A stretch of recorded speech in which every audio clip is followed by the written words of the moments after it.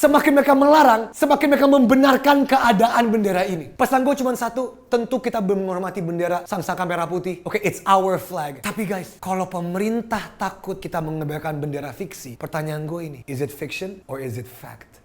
Di episode 6 ini, gue gak akan save orang, tapi gue akan save konsep. Ya, ada yang tahu ini apa? Kenalin, nama aku Yosi. Biasanya dipanggil Oci. Akhir-akhir ini aku baca berita kalau misalkan ini kan menjelang 17 Agustus.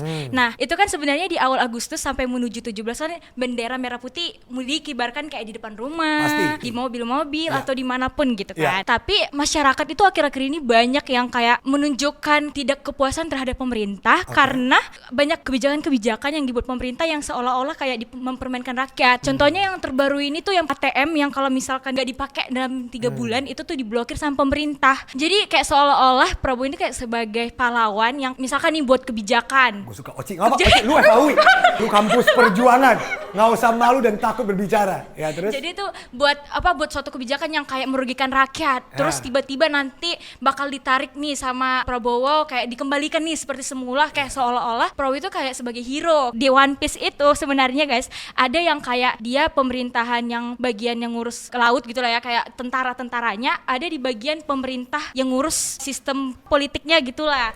Nah, jadi lanjut. Jadi ada pasukan revolusioner. Pasukan revolusioner ini itu adalah pasukan yang menentang kebijakan pemerintah. Sebenarnya sebenarnya anggota pasukan ini tuh disuruh atau dikendalikan sama pemerintah ini. Mau tau gak dikendalikan sama siapa? Nih fotonya nih, sama mereka kan? Bagi yang paham aja, bagi yang paham. Oke, lanjut.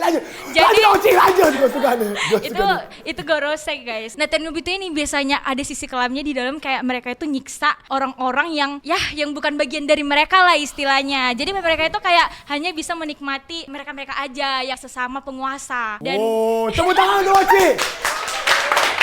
Jadi bendera One Piece tuh gak usah diselamatkan. Ini bendera fiksi. Dan di sini gue disclaimer, gue sangat cinta dengan bendera merah putih Indonesia kita ya. Jadi nothing to do with bendera merah putih. Tapi yang gue sangat sedih, kok pada takut ya sama bendera fiksi ini di negara ini. Ini bendera fiksi loh guys. Yes, what it stands for is it stands for freedom. Jadi sangat ironis ketika pemerintah kita ngomong bisa dipidanakan kalau mengibarkan bendera One Piece di menjelang 17 Agustus. DPR bilang memecah belah bangsa. Ini upaya makar. Ironis gak? Semakin mereka ngomong begitu, semakin mereka proving the point of this flag. Itu lucunya sama negara ini guys. Ini namanya dramatic irony.